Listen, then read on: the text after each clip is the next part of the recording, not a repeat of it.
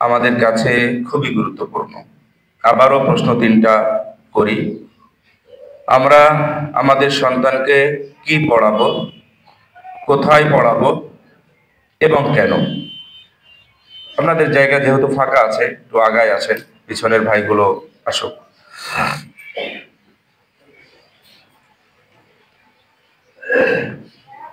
এই তিনটা প্রশ্নকে সামনে রেখে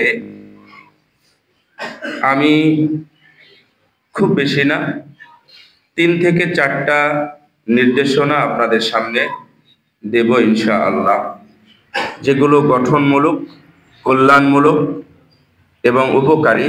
আমার আপনার উপকার হবে সিদ্ধান্ত নিতে এবং পরবর্তীতে নাজাতের জন্য খুবই সহজ হবে যদি আমরা এই 3-4টা নির্দেশনাকে অনুসরণ করতে পারি। এটা আমার একান্ত বানানো নয়, এটা আল্লাহ রাব্বুল আলামিন রাসূল সাল্লাল্লাহু আলাইহি ওয়াসাল্লাম যেভাবে আমাদেরকে নির্দেশনা দিয়েছেন, ঠিক ওইভাবেই নির্দেশনাগুলো আমি তুলে ধরার চেষ্টা করব ইনশাআল্লাহ।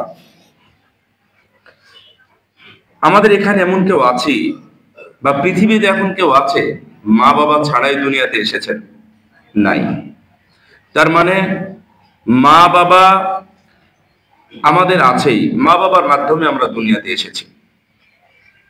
মা বাবাকে মহব্বত করে না এমন মুসলিম নাই এবং হতেও পারে না। আবার কোনো মা বাবাও সন্তানকে মহব্বত করে না, এটাও ঠিক না। রাগের ঝালে বা রাগের মাথায় কোনো সময় কিছু কথা বলে ফেলে হয়তো, কিন্তু একান্তভাবে তাকে মহব্বত করে না, এটাও ভুল।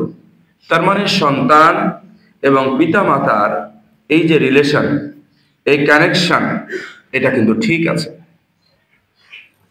তার মানে দুনিয়ার কোনো মা বাবাই চায় না আমার সন্তান খারাপ পথে যায়। চাওয়া এবং বাস্তবতা আমাদের সাথে একটু অমিল আছে, এই জন্য বলতেছি। দুনিয়ার সব মানুষই, সব মা বাবারই চাওয়া আমার সন্তান যেন একজন ভালো মানুষ হয়, সন্তান যেন ভালো শিক্ষিত হয়, সন্তান যেন ভালো একটা চাকরিজীবী হয়, ও যেন সুখে থাকে, দুনিয়াতে সুখে, তার মানে পরকালে যেন সুখী হয়। এই চিন্তা ভাবনার মধ্যে আবার ভাগ হয়ে যাবে। কথাটা হয়তো আপনারা বুঝতে পারতেছেন। তার মানে চাওয়া এবং সন্তানের মহব্বত দুইটার সাথে তো সমন্বয় ঠিক আছে, কিন্তু এই চাওয়াটা কেমন চাওয়া? সন্তানের কল্যাণ চান, অথচ সন্তান ঘুমাচ্ছে, তাকে রেখেই আপনি মসজিদে গেলেন। একটু চাওয়াটা আপনার বেশি হয়ে গেছে। এই চাওয়ার তো আপনার দরকার ছিল না, যে সন্তান ঘুমিয়েই থাকবে আর আমি মসজিদে যাব নাজাতের জন্য, আমি মসজিদে যাব সালাতের জন্য, আমি যাব জান্নাতে, আর ও ঘুমিয়ে ঘুমিয়ে যাবে জাহান্নামে। ওকে ডাকেননি কেন? না ডাকার কারণ হলো ওর সকালে স্কুল আছে, সকাল 6টায় 7টায় প্রাইভেট আছে। এখন 5টা, সোয়া 5টার দিকে ডাকলে তার ঘুম ভেঙে যাবে, নষ্ট হবে, পড়ার সময় মনোযোগ বসবে না, ঝিমাবে, ঘুম আসবে। এত বড় কল্যাণকে সামনে রেখে তাকে মহাব্বত করে ঘুমে রেখেই আপনি চলে গেলেন মসজিদে, অথচ একাকী জান্নাতে যাওয়ার সুযোগ নাই। এটা আমি বললাম, কোট করে নেন। একাকী জান্নাতে যাওয়ার সুযোগ খুবই কম আছে। ফেরাউনের স্ত্রী যাবে, বুঝতে পেরেছেন? ফেরাউনের স্ত্রী যাবে, আবু জাহালের ছেলে একা একা জান্নাতে যাবে, রাসূল সাল্লাল্লাহু আলাইহি ওয়াসাল্লামের আপন চাচাতো ভাই আলী, তিনি তার বাবা মা ছাড়াই জান্নাতে যাবেন। এগুলো ভিন্ন কথা, কিন্তু আপনি জান্নাতে যাচ্ছেন, আপনার ছেলে কেন যাচ্ছে না জান্নাতে? আপনার ওয়াইফ, আপনার মেয়ে কেন যাচ্ছে না? আপনার কি এতটুকু দায়ভার নেই? নাকি মনে করেন যে একবারে ফ্রি, আমার কোনো দায়ভার নেই? আচ্ছা, তাহলে এই কথাটা যদি নতুন শোনেন তাহলে নতুন কোট করে রাখেন, যেহেতু একাকী জান্নাতে যাওয়া যাবে না, আল্লাহ বলছেন ইয়া আইয়ুহাল্লাযীনা আমানু কু আনফুসাকুম ওয়া আহলিকুম নারা, হে ঈমানদারগণ তোমরা তোমাদের সন্তানদেরকে শিক্ষা দাও। দেখেন আমি আয়াত আছে একরকম, অনুবাদ করতেছি আরেক রকম ভাবে, যারা আলেম ওলামা আছেন ওরা বুঝবেন। ইয়া আইয়ুহাল্লাযীনা আমানু কু আনফুসাকুম ওয়া আহলিকুম নারা, হে মুমিনগণ তোমরা তোমাদের সন্তানকে শিখাও, তার মানে শিক্ষা দাও, দিন শিখাও, নাকি অঙ্ক গণিত ইংরেজি ভূগোল ইতিহাস অর্থনীতি বা এইসব নিয়ে পড়াবে? শিক্ষা দাও।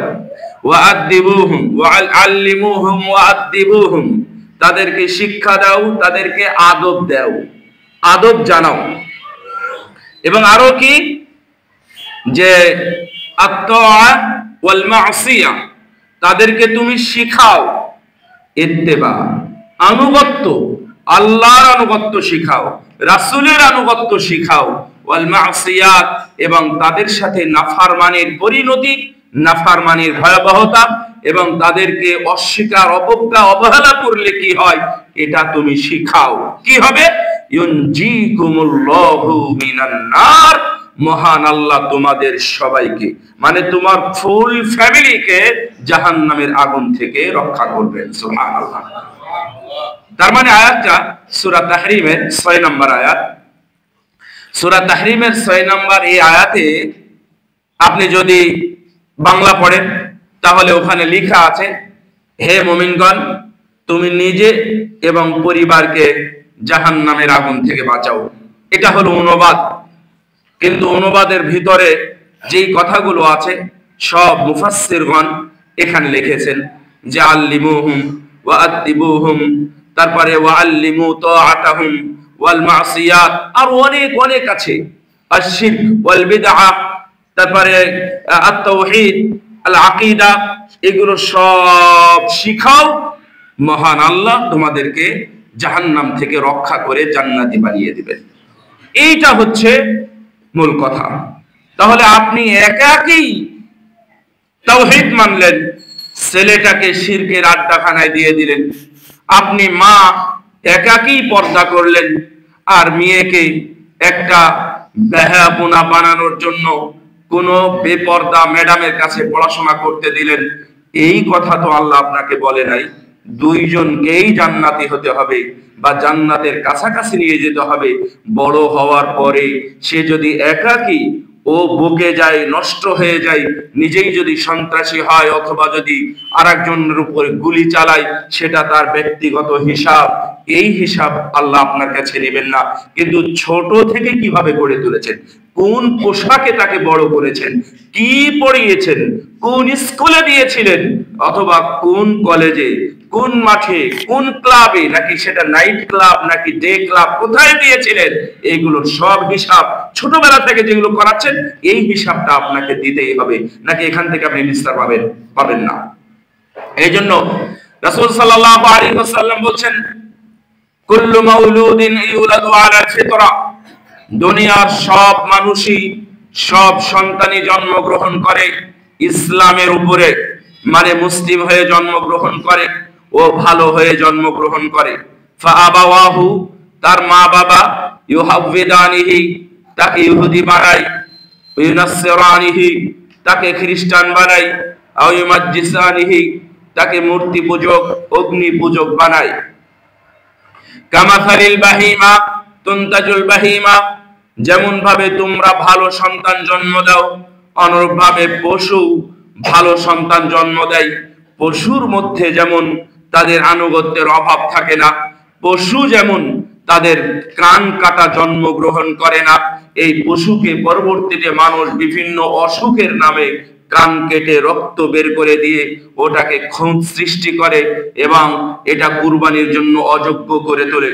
অনুরূপভাবে মানুষ সুন্দর, সুষ্ঠু এবং মুসলিম হিসাবে জন্মগ্রহণ করেছিল বটে, কিন্তু মা বাবাই সিগারেটখোর, মা বাবাই বেনামাজি, মা বাবাই যদি বেরোজাদার হয়, মা বাবা যদি সুদখোর হয়, মা বাবা যদি ঘুষখোর হয়, সুদখোর হয়, মা বাবা যদি হারামখোর হয়, হালাল উপার্জন না করে, হারাম উপার্জন করে থাকে, তাহলে এখানে সন্তানও ওই সুদখোর, ঘুষখোর, হারাম উপার্জনকারী হবে, বেনামাজি হবে, বেঈমান হবে, সিগারেটখোর হবে, আরো ইত্যাদি ইত্যাদি খোর হয়ে যাবে এই মা বাবার অযত্ন, অবহেলার কারণে অথবা মা বাবার কুঅভ্যাসের কারণে।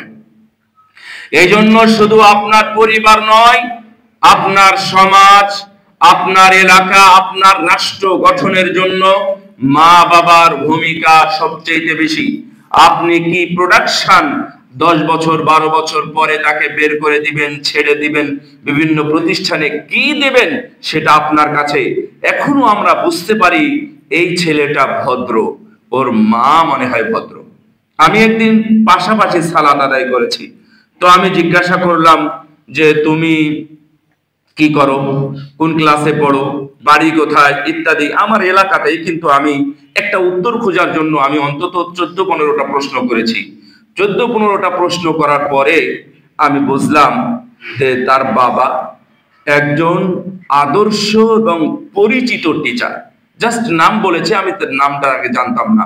পরবর্তীতে আমি কি করে তোমার বাবা ইত্যাদি জানতে জানতে বুঝলাম এই ছেলেটার ভদ্রতা এসেছে তার মা বাবার কাছ থেকে। আমি এটা ক্লিয়ার হলাম। আশেপাশে মুসল্লিগুলো ছিল, তাদের সামনে চলে যাওয়ার পরে গল্প করলাম ছেলেটা এত ভদ্র মনে হলো কেন। আমি বসে 14-15টা প্রশ্ন করার পরে লাস্ট প্রশ্নে গিয়ে আমি বুঝতে পেরেছি ওর মা বাবার কারণে ছেলেটা ভদ্র। তো আপনার ছেলে কেমন হবে না হবে এটা আপনি সাইন, আপনি তার প্রমাণ, আপনি সাইন করে দিবেন আপনার ছেলে কেমন। সম্মানিত উপস্থিতি, ছেলে ভালো হোক এটা তো সবাই চায়। এই জন্য আমি বলেছি কয়েকটি বিষয় আমি আপনাদেরকে দিব। তার 1 নাম্বার, যদিও কঠিন কিন্তু মেনে নিতে হবে কল্যাণের জন্য এবং নাজাতের জন্য। 1 নাম্বার মূলনীতি বা 1 নাম্বার দিক নির্দেশনা হলো যে কোনো মূল্যে হারাম উপার্জন বন্ধ করতে হবে, হালাল ভোগী হতে হবে, হালাল ভক্ষণকারী হতে হবে। ওই হাদিস আপনাদের কাছে জানা আছে, রাসূল সাল্লাল্লাহু আলাইহি ওয়াসাল্লাম বলছেন, বলো তো এই লোকের দোয়া কিভাবে কবুল হবে? তার রক্ত, তার মাংস, তার খাদ্য, তার পানীয়, তার পোশাক, যা কিছু আছে সবই হারাম। তাহলে ও যে দোয়া করে এই দোয়াটা ফাআন্না ইউস্তাজাবু লিযালিক, এই দোয়াটা কিভাবে কবুল হবে? আপনি চাকরি করে এসে রাতে তাহাজ্জুদ পড়ে হাত তুলে দোয়া করছেন, চোখের পানিও ফেলতেছেন, কিন্তু আপনার উপার্জনটা হারাম, আপনার সন্তান ভালো হবে না। ইমাম বুখারী রাহিমাহুল্লাহ উনি ওনার শেষ জীবনে এত মুখস্থ কেন এবং এত বেশি উনি জেনেছেন কেন, এই ধরনের প্রশ্নের সম্মুখীন হয়েছিলেন। ইরাকে যাওয়ার পরে বড় বড় আলেম তাকে জিজ্ঞাসা করেছিলেন যে আপনি এত জানেন কেন? এই প্রশ্নের উত্তরে তিনি বলেছিলেন যে ক্বালা আবি মা আ'লামু ফি মালি দিরহামান আও মিন শুবহাতিন, মা আ'লামু ফি মালি দিরহামান মিন হারামিন আও শুবহা। তার মা ইমাম বুখারী মুহাম্মদ বিন ইসমাঈলকে বলেছেন, তোমার বাবা যখন মারা যায় তখন আমাকে বলে গেছেন যে আমার ছেড়ে যাওয়া সম্পদে, উনি খুব ছোট যখন ইমাম বুখারী, তখন তার বাবা মারা যান। তো ইমাম বুখারী বলছেন যে আমার বাবা বলে গেছেন যে এর মধ্যে আমার রেখে যাওয়া সম্পদের মধ্যে একটা টাকাও হারাম নাই, এমনকি হারাম নাকি হালাল সন্দেহ হয় এই ধরনের টাকাও আমার সম্পদের মধ্যে নাই। সুতরাং আমার এই টাকা দিয়েই তুমি আমার সন্তানকে পড়াশোনা করিও, তাহলে এতে বরকত হবে। আমি বিশ্বাস করি যে আমার বাবার রেখে যাওয়া ওই পবিত্র হালাল সম্পদ দিয়ে আমি ভক্ষণ করেছি। অন্য কোনো বাড়িতে পড়াশোনা করা অবস্থায় আমি খাবার দাবার গ্রহণ করি নাই, কারণ জানি না ওর বাড়িতে হালাল নাকি হারাম। এই জন্য আমি সব সময় মায়ের কাছ থেকে অর্থ নিয়ে আমি ওটা দিয়ে খেতাম। এই জন্য উনি 21 বছর, অন্য জায়গায় আছে 16 বছর, 21 বছর উনি শুধু রুটি খেয়ে থেকেছেন।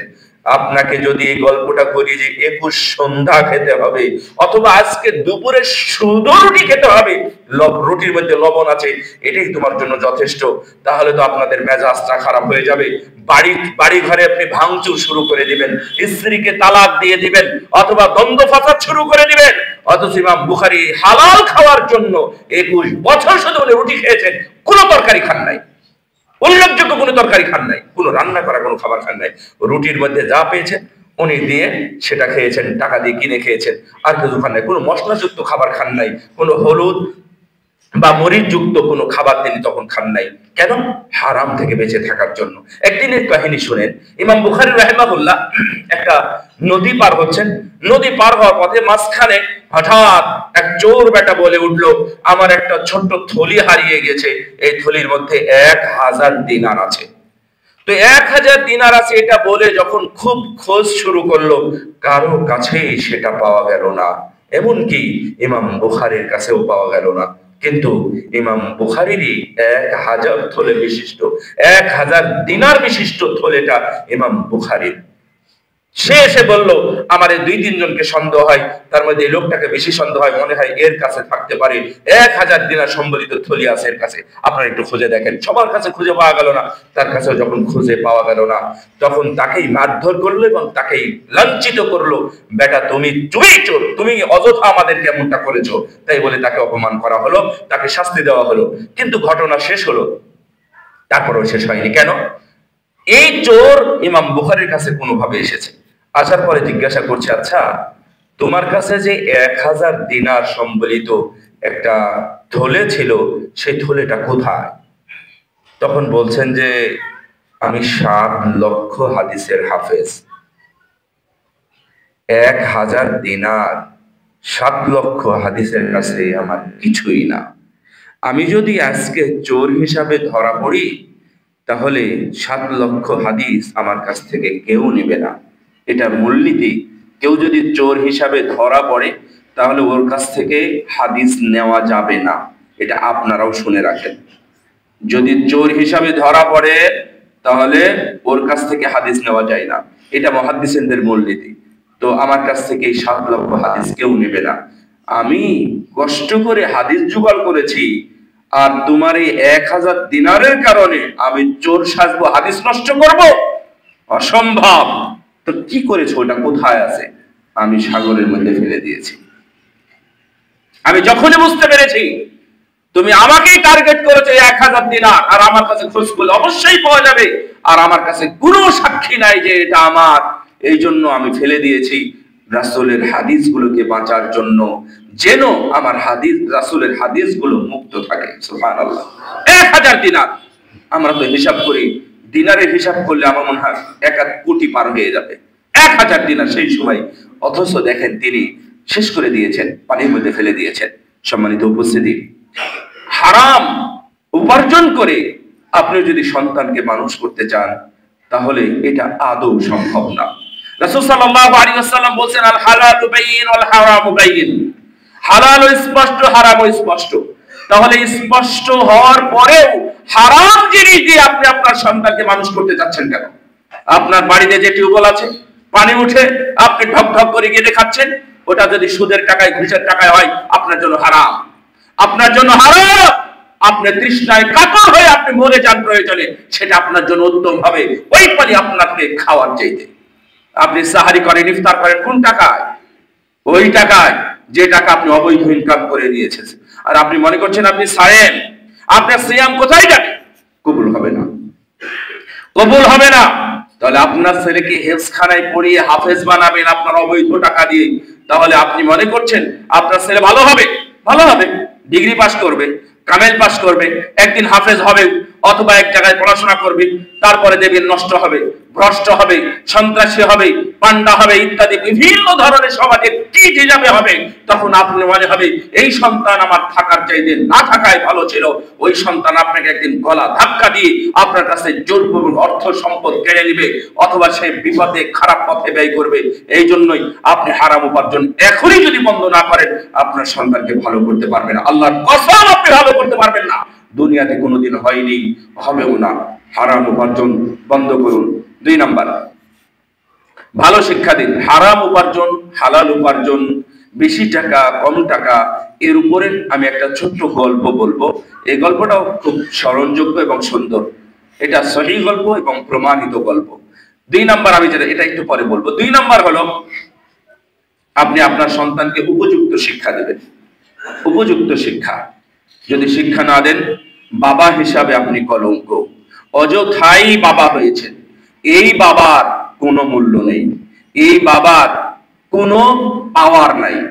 এই বাবা হিসাবে কিয়ামতের দিন আপনি পরিচয় দিতে পারবেন না। কেন আপনি সন্তানকে শিক্ষা দিলেন না? فلولا نفر من كل فرقة منهم طائفة ليتفقهوا في الدين ولينذروا قومهم إذا رجعوا إليهم لعلهم يحذرون। এরা বের হয় না কেন? দল ধরে, ওখান থেকে 2 জন, ওখান থেকে 5 জন, ওখান থেকে 3 জন, এইভাবে দল ধরে তারা বের হয় না কেন? শিক্ষা অর্জনের জন্য। ভিন দেশে যাবে শিক্ষা অর্জন করতে, ওখানে শিক্ষা মানে ফিকহ ফিদ্দীন, দ্বীনের জ্ঞান অর্জন করবে। আপনি কুরআন হাদিসে খুঁজে একটা জায়গাও কোন হাদিস, কোরআন, কোন তাফসীর অথবা কোন গল্পও খুঁজে পাবেন না কোরআন হাদিস ছাড়া সেটাকে শিক্ষা বলা যায়। আমাদের আর সংজ্ঞাতে আমরা পাই নাই, ইলমের সংজ্ঞাতে আমরা কখনো পাই নাই। আল ইলম, প্রথম সংজ্ঞা কি জানেন? আল ইলম মা ক্বালা আল্লাহু ওয়া ক্বালা রাসূলুহু। ইলম সেটাই যেটা আল্লাহ এবং তার নবী বলেছেন। আর আপনি ইলম, জ্ঞান, শিক্ষা, নলেজ খোঁজার জন্য আপনি স্কুল কলেজে ঘুরে বেড়াচ্ছেন, মাস্টারের কাছে ঘুরে বেড়াচ্ছেন। যেই মাস্টার বেনামাজি, যেই মাস্টার দাড়ি চাচে, দাড়ি কাটে, যেই মাস্টার মানে সুদখোর, ঘুষখোর, এমনকি এলাকার খারাপ ভাষায় বলে লুচ্চা টাইপের, এই ধরনের টিচারের কাছে আপনি আপনার সন্তানকে দিয়ে রেখেছেন ভালো শিক্ষার জন্য। এটা একটা কথার মতো কথা হলো। ওখানে আপনি কিভাবে ভালো শিক্ষা পাবেন? স্কুল যতই ভালো হোক না কেন, আপনার টিচার খারাপ, আপনার সন্তান ভালো হবে না। আমি এটা বলতে পারতাম আপনার সন্তান খারাপ হবে, এটা না বলে আমি ভালো ভাষা বলতেছি কেন? একটু পজিটিভলি বলতেছি, আপনার সন্তান খারাপ হবে এটা না বলে বলছি যে আপনার সন্তান ভালো হবে না। ভালো হবে না মানে আপনাকে বুঝে নিতে হবে। তার মানে উপযুক্ত শিক্ষা দিন। এই শিক্ষার ক্ষেত্রে আমি আপনাকে আবার প্রথম ছুড়ে দেওয়া 3টা প্রশ্ন আমি আপনাকে আবারও বলবো। 1 নাম্বার, আপনার সন্তানকে আপনি কি পড়াবেন, কোথায় পড়াবেন, কার কাছে পড়াবেন, না কেন পড়াবেন, কি পড়াবেন, কোথায় বা কার কাছে। আর 3 নাম্বার হলো কেন পড়াবেন। কেন বলছি, আপনি এখনই সিদ্ধান্ত নেন আপনার সন্তানকে আপনি কি বানাবেন। ডাক্তার, ইঞ্জিনিয়ার, প্রফেসর বা ইত্যাদি এগুলো বানাবেন, নাকি কৃষক বানাবেন, নাকি ব্যবসায়িক বানাবেন। মানুষ যা চায় তা 2-3% হয়। এই জন্য চাওয়াটা বাস্তবসম্মত চান। চাওয়াটা কি চাইবেন? বাস্তবসম্মত চাওয়া। সবাই বলে, হুজুর আমার ছেলের জন্য দোয়া করবেন, আমার ছেলে গর্ভে আছে, আমার ইচ্ছা ছেলে বড় হলে আমি তাকে মাদ্রাসাতেই পড়াবো, হাফেজ বানাবো।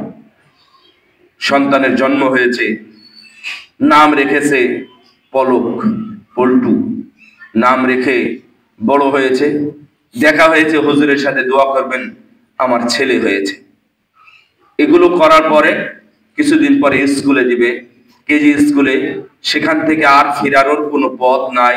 যেহেতু ক্লাস 3 পাস করে গেছে, এখন আবার ঘুরে মাদ্রাসায় দেওয়াতে যদি আবার 1-এ ভর্তি করে, তাহলে আবার কেমনে দিই? আমি ছেলেকে ভালোই বানাবো, আলেমই বানাবো, এই পথেই যাক। এই পথে যেতে যেতে দেখবেন সামনে সাগর, লাফ দিতে হবে সাগরের মধ্যে।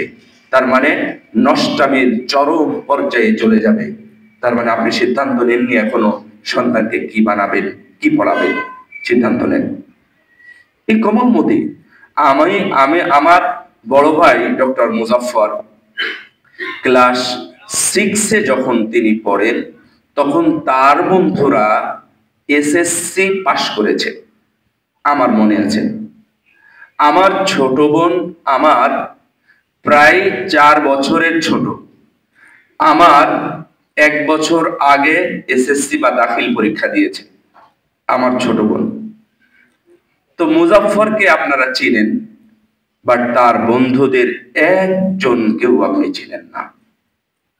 এই 4-5 বছর কি খুব বড় ফ্যাক্ট হয়ে গেছে? আমাদের কাছে তো কোনো ফ্যাক্ট হয়নি, আপনার কাছে 1 বছর এত গুরুত্বপূর্ণ হয়ে গেল, তাও আপনাকে ওইটাই পড়াতে হবে, ওখানেই রাখতে হবে। এই ধরনের বিভ্রান্তমূলক চিন্তা ভাবনা বাদ দেন।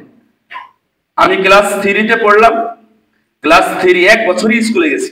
ক্লাস 3 পড়ে আমাকে আব্বা নিয়ে চলে গেলেন হেফজখানায়।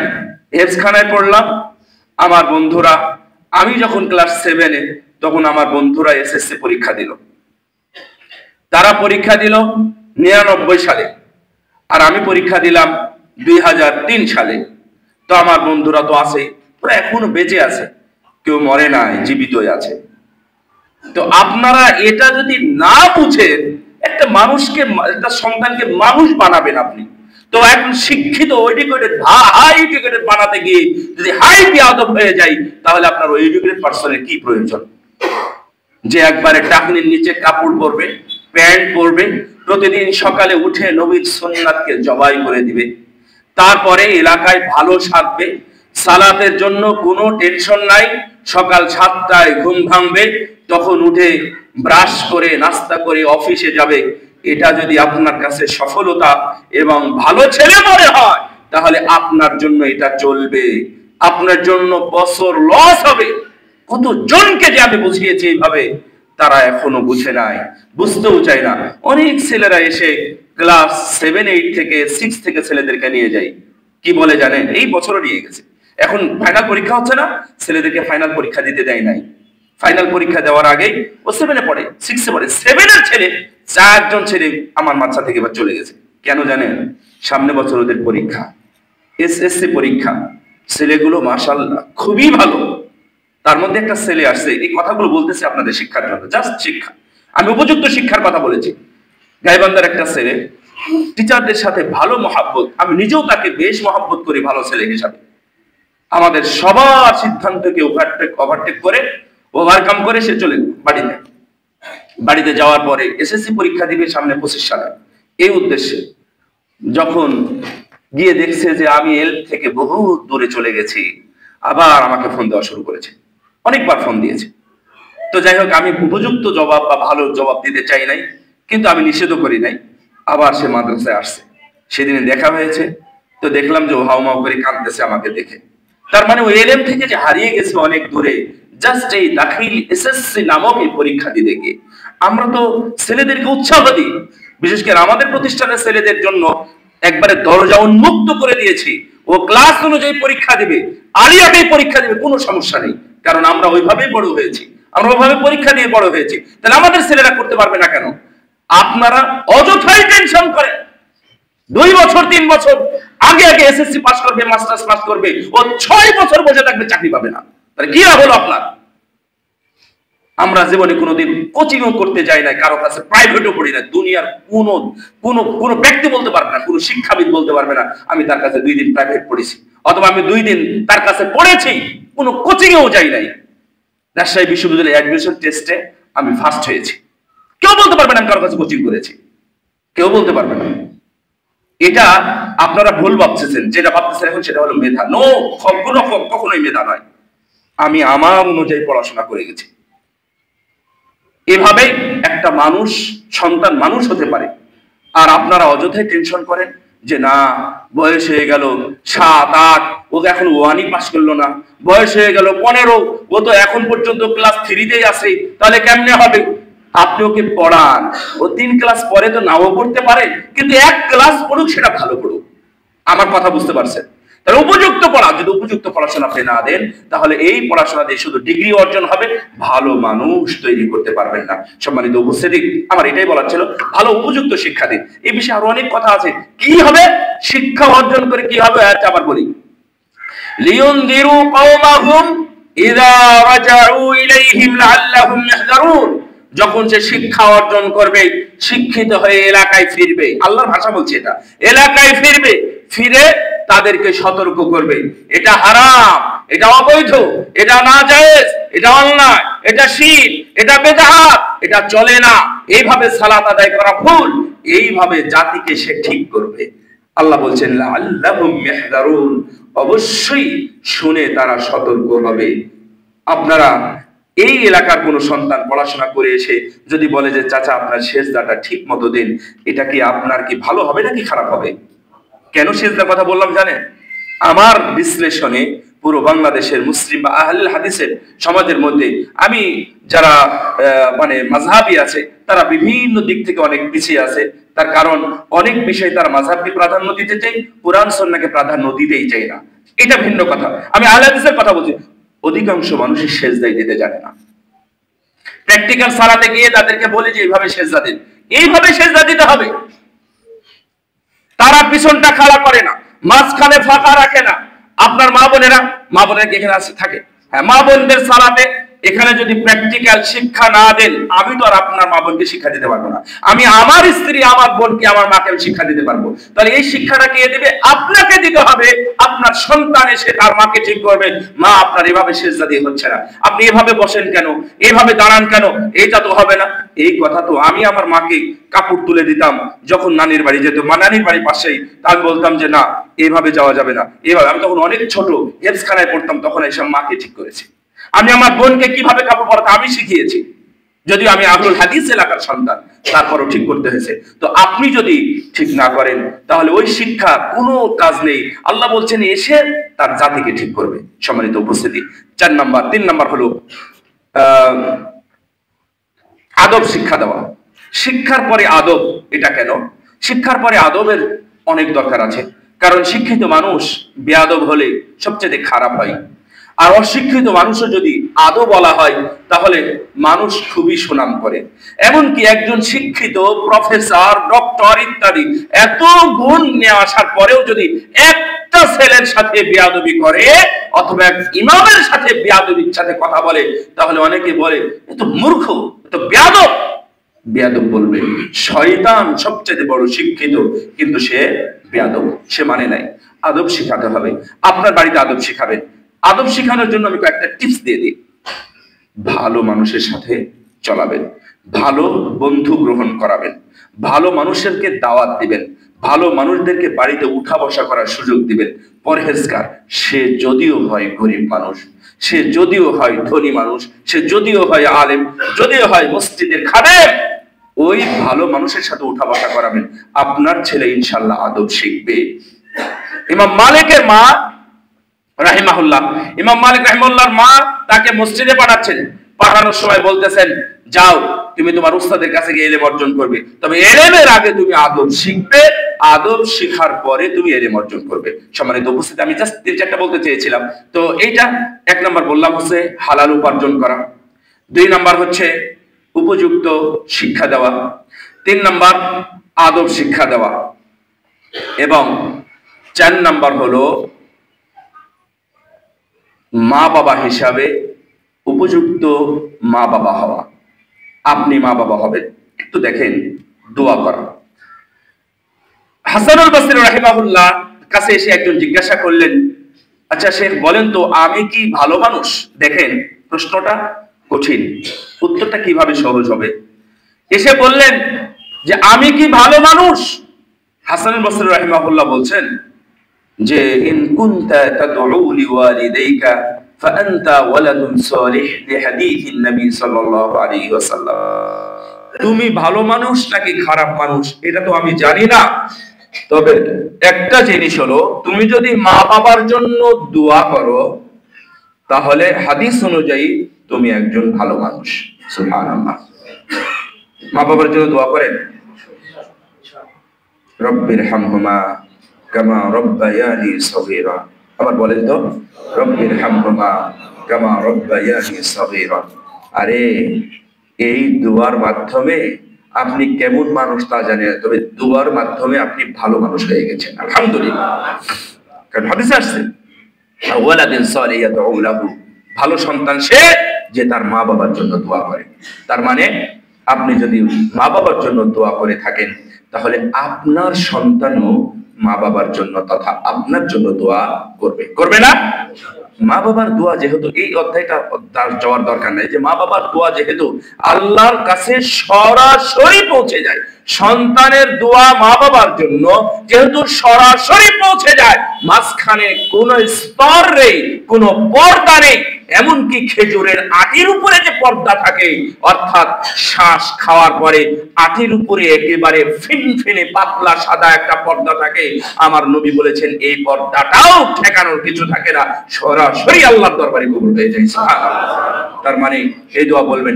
ইব্রাহিম আলাইহিস সালাম তার সন্তানদের জন্য দোয়া করতেন, ওয়াজনুবনি ওয়া বানিয়া আন না'বুদাল আসনাম রব্বি জাআলনি মুকিমাস সালাতি ওয়া মিন যুররিয়্যাতি রব্বানা ওয়া তাকাব্বাল দুআ। ইব্রাহিমের মতো মানুষ, জাতির পিতা, তারপরেও তার সন্তানের জন্য দোয়া তিনি ঠিকই করেছেন। দেখেন, উনি কিন্তু সন্তান পালনের জন্য দুনিয়াতে আসেন নাই, তাই না? উনি নবী, দাওয়াতি কাজের জন্য এসেছেন, উনি রিসালাত প্রকাশ করবেন, প্রচার করবেন, এই কাজ। কিন্তু দেখেন, সন্তানের প্রতি খেয়াল তাদের ঠিকই ছিল। কোন অকাফেল ছিল কি তারা? তারা ঠিকই ছিল সন্তানের প্রতি। আল্লাহ কাছে দোয়া করলে, আল্লাহ তুমি আমার সন্তানকে মূর্তি পূজা থেকে এবং আমাকে মূর্তি পূজা থেকে তুমি দূরে রাখো। আল্লাহ দোয়া এমন ভাবেই কবুল করলেন, তাদের আপন দাদা, তার মানে ইব্রাহিম আলাইহিস সালামের বাবা মূর্তি পূজার, সে হলো প্রধান মূর্তি নির্মাণকারী ব্যক্তি হওয়া সত্ত্বেও ইব্রাহিম আলাইহিস সালামের সন্তান মূর্তি পূজা থেকে এত দূরে থাকলেন, আল্লাহ দুইজন সন্তানকে নবী বানিয়ে দিলেন। দোয়া এভাবে কবুল হয়। মারিয়াম আলাইহিস সালাম, মারিয়ামের মা আল্লাহর কাছে দোয়া করেছিলেন, কি বলেছিলেন? যে আর ইন্নী উঈদুকা মিন যুররিয়াতি, তারপরে কি যেন দোয়া করলেন যে আল্লাহ আমার পেটে যা আছে, আমার এই সন্তানের জন্য আমি তোমার কাছে আশ্রয় চাই, এবং এর পেট থেকে যেই সন্তান হবে আমি তার জন্য আমি তোমার কাছে আশ্রয় চাচ্ছি। আপনি কি জানেন, পৃথিবীতে দুইজন মানুষকে শয়তান খোঁচা দিতে পারে নাই, এই দোয়াটা কবুল হয়ে গেছিল। সুবহানাল্লাহ। মা দোয়া করেছে, আল্লাহ এমন ভাবে কবুল করেছে, মারিয়াম আলাইহিস সালামকে শয়তান খোঁচা দিতে পারে নাই, মারিয়ামের সন্তান তাকেও আল্লাহ খোঁচা দিতে পারে না, ঈসা আলাইহিস সালামকে। সুবহানাল্লাহ। এই দুইজন সন্তান জন্মের সময় তারা কান্নাকাটি করে নাই। ঈসা আলাইহিস সালাম এখনো বেঁচে আছেন, ইনশাআল্লাহ দুনিয়াতে আবার আসবেন। সম্মানিত উপস্থিতি, আল্লাহ কিভাবে দোয়া কবুল করেছেন? জাকারিয়া আলাইহিস সালাম আল্লাহর কাছে দোয়া করলেন, আল্লাহ আমার স্ত্রী অবস্থা, ও বন্ধা, সন্তান হবে না, আমার এই হাড় মজ্জা শুকিয়ে গেছে, চুল দাড়ি সব পেকে গেছে, বুড়া ঠন্ড হয়ে গেছি, এখন সন্তান সম্ভব নাই, কিন্তু আমি কার কাছে যাচ্ছি? ওয়ালাম ইয়াজআলনি, আল্লাহ রাব্বুল আলামিন এই কথা উল্লেখ করেছেন যে আমি এমন মানুষের কাছে, এমন সত্তার কাছে দোয়া করছি, এখানে আমি কখনোই নিরাশ হই নাই, কখনোই নিরাশ হইনি। আল্লাহ রাব্বুল আলামিন এইভাবে দোয়া করলেন, দোয়া করার কারণে আল্লাহ রাব্বুল আলামিন তার দোয়া কবুল করে নিলেন। জাকারিয়াকে আল্লাহ এমন সন্তান দিলেন, ইয়াহইয়া নাম রেখে দিলেন আল্লাহ, একমাত্র নাম পৃথিবীতে আল্লাহ নাম রেখেছেন মানুষের নামে একজন ব্যক্তি, তিনি হলেন ইয়াহইয়া আলাইহিস সালাম। তাদের সন্তান হওয়ারই কথা ছিল না, তাও আল্লাহ সন্তান দিয়েছেন। সুবহানাল্লাহ। সম্মানিত উপস্থিতি, দোয়াটা আপনারা রাখবেন। সময় অনেক বেড়ে গেছে। এই গল্পগুলো, এই 3-4টা পয়েন্টের উল্লেখযোগ্য বিষয় হলো যে একটা আমি ছোট্ট গল্প করতে চেয়েছিলাম, এই গল্পটা করে আমি শেষ করব। শোনেন, মুকাতিল ইবনু সুলাইমান, উনি বিখ্যাত একজন রাবি, তাবিঈ। তো মুকাতিল ইবনু সুলাইমানের মৃত্যু কিন্তু ইমাম আবু হানিফার মৃত্যুর বছর তথা 150 হিজরিতে। যখন খলিফা মানসুর বায়াত গ্রহণ করেন, তখন তিনি সেখানে গেলেন। যাওয়ার পরে বসে আছেন, খলিফা মানসুর বললেন, আপনি আমাকে কিছু নসিহা করেন, আজকে আমি খলিফা হলাম। তখন মুকাতিল ইবনু সুলাইমান বললেন যে আমি আপনাকে নসিহা করব, আমি যা শুনেছি সেটা বলবো, নাকি যা চোখ দিয়ে দেখেছি তার উপরে নসিহা করব? তখন উনি বললেন, ইদনি মা রাআইত, আপনি যা দেখেছেন চোখ দিয়ে, আপনি সেটার উপরেই আমাকে নসিহা করুন। আমার কথা বুঝতে পারতেছেন? আপনাদের এই সন্তান, এই সম্পদ, সন্তানদের জন্য আমাদের মন কাঁদে, সন্তানদের জন্য তো অন্তত কিছু করে যায়, এই মানসিকতা আপনাদের যদি ভুল হয় তাহলে ভেঙে ফেলবেন, আর যদি ঠিক হয় তাহলে সাবেত করবেন। তো মুকাতিল ইবনে সুলাইমান তখন বললেন, আমি উমর ইবনে আব্দুল আজিজকে দেখেছি, ওনার মৃত্যুর সময় ওনাকে জিজ্ঞাসা করলাম যে আপনি আপনার 11টা সন্তান রেখে গেলেন, কি রেখে গেলেন তাদের জন্য? তখন উনি বললেন, তারাকতু লাহুমুত তাকওয়া, আমি তাদের জন্য শুধুই তাকওয়া রেখে গেলাম। আচ্ছা, উমর ইবনে আব্দুল আজিজ কি ছিলেন? খলিফা, যাকে বলা হয় পঞ্চম খলিফা। বুঝেন তো, আবু বকর, উমর, উসমান, আলী, এরা 4 খলিফা ছিলেন। কিন্তু তার মানে মানে পাওয়ার, তার কার্যক্রম, তার পরিচালনা এত সুন্দর, মহৎ, সর্বোচ্চ সুন্দর ছিল, এই জন্য তারা নামকরণ করেছে ইতিহাসবিদরা, ইনি হলেন পঞ্চম খলিফা। সুবহানাল্লাহ। এইবারের একজন মানুষ খলিফা মারা যাচ্ছেন, 11টা ছেলে সন্তান রেখে মারা গেলেন, বলছেন যে আমি তাদের জন্য শুধু তাকওয়াই রেখেছি। ফাইন কানু সালিহিন ফাল্লাহু ইয়াতাওয়াল্লাস সালিহিন, যদি তারা ভালো হয়, যদি সৎ হয়, তাহলে আল্লাহ বলে দিয়েছেন এই সৎ বান্দাদের দায়িত্ব মহান আল্লাহই গ্রহণ করবেন। খালাস। তবে তার সম্পদ ছিল 18 দিনার। মারা যাওয়ার সময় 9 দিনার দাফন কাফনে চলে গেল, আর 9 দিনার বাকি থাকলো। 1 দিনার করেও ভাগ হলো না। হলো না। খালাস, গল্প এখানে শেষ। কিন্তু উনি আরেকটা গল্প করছেন, বলছেন যে আমি হিশাম ইবনে আব্দুল মালিককে দেখেছি, তিনিও তার 11টা ছেলে সন্তানের জন্য টাকা রেখে গেছিলেন। তিনি কত রেখে গেছিলেন? 1,10,00,000 দিনার। তিনিও খলিফা ছিলেন। তিনি রেখে গেলেন কি? 1,10,00,000 দিনার। মানে প্রত্যেকের জন্য কত করে? সহজ হিসাব 10 লক্ষ। 10 লক্ষ দিনার রাখলেন। আর ইনার 10 দিনারও রাখলেন না, 10 জনের জন্য, একজনের জন্য 10 লক্ষ দিনার রাখলেন। তখন উনি বললেন, ফারাআইতু, আমি আমার চোখ দিয়ে দেখেছি, একদিন এই উমর ইবনে আব্দুল আজিজের 1 সন্তান আল্লাহর রাস্তায় জিহাদের জন্য 100টি করে ঘোড়া দান করতেছে। সুবহানাল্লাহ। আর আমি ঠিক ওই অবস্থায় হিশাম ইবনে আব্দুল মালিকের সন্তানগুলোকে আমি দেখেছি, তারা বস্তা ঘাড়ে নিয়ে মানুষের দরবারে দরবারে ঘুরতেছে, মানে ভিক্ষা করতেছে। তাহলে তাকওয়া যদি রেখে যান, তাহলে আল্লাহ দায়িত্ব নিয়ে যদি তাকে ধনী বানানোর প্রয়োজন হয় ধনী হবেন, যদি গরিব থাকার আল্লাহ প্রয়োজন মনে করেন তাহলে গরিব থাকবে, কিন্তু আপনি তাকওয়ার উপর রেখে গেছিলেন। এবং আরেকটা কথা এখানে, ছোট্ট কথা, ওমর ইবনে আব্দুল আজিজ মরার সময় যে কথাটা বলছিলেন তার মধ্যে বলছিলেন যে আমি তাদের উপর তাকওয়ার উপর রেখে গেলাম, যদি ভালো হয় আল্লাহ দেখবেন, আর যদি খারাপ হয় তাহলে আমার টাকা পয়সা ওই খারাপদের জন্য রেখে গেলাম না। কারণ খারাপ মানে কি? মদ খাবে, জুয়া খেলবে, ইত্যাদি ইত্যাদি করবে, আর আমার টাকা তাদের পথে ব্যয় হবে, আমি তার জন্য রেখে গেলাম না। তাহলে আপনারা টাকা পয়সা তাদের জন্যই গুছাচ্ছেন, তাদেরই বাড়ি গাড়ি করতেছেন। আমার কবি বলছেন যে মানুষ পাগল, ওয়ারাআইতুন নাসা ইয়াজরি ওয়ারাআল মালি ফাল মালু তারিকুহু ওয়ারাআইতুন নাসা ইয়াজরি ওয়া ইয়াখাফু মিন রিজকিহি ফাল্লাহু রাযিকুহু ওয়ারাআইতুন নাসা ইয়াবনিল কুসুরা ওয়াল কবরু মাসকানুহু। আমি কত পাগলকে দেখেছি, তারা শুধুমাত্র সম্পদের পিছনে দৌড়ায়, কিন্তু সম্পদ রেখেই তাকে চলে যেতে হয় না? আপনি অর্জন করলেন, আপনি রেখে যাবেন, নিয়ে যান কবরের মধ্যে, ডলার নিয়ে যান, নাহলে সোনা দানা আপনি ইয়া করে চেঞ্জ করে ওগুলো কবরে নিয়ে যান, তাও তো নিয়ে যান, নিয়ে যেতে পারলেন না তো, তাহলে আমরা পাগল না? আবার উনি আরেক পাগলের কথা বলছেন যে আমি আরেক পাগল দেখেছি বিশাল বড় বড় প্রাসাদ নির্মাণ করছে, অথচ ওই প্রাসাদেও থাকবে মানুষ যখন 50-60 বছর বয়সে তখন প্রাসাদ নির্মাণ করে, কয়েকদিন পরে মারা যায়, তাহলে ওই প্রাসাদে থাকে কে? তার সন্তানেরা। ভালো নাকি খারাপ সে কে জানে? এই জন্য সন্তান ভালোভাবে রেখে যান, এত অর্থ সম্পদ ইত্যাদি এর পিছনে না রেখে সন্তানের পিছনে সময় দিন, ইনশাআল্লাহ আমাদের নাজাতের জন্য খুবই যথেষ্ট হবে। খুবই জরুরি 3টা বিষয় আমি বলে দিলাম। আল্লাহ যেন আমাদের এই 3টা বিষয়ের উপরে মানার থাকার তৌফিক দান করেন। আমিন। সাল্লাল্লাহু আলাইহি ওয়া সাল্লাম।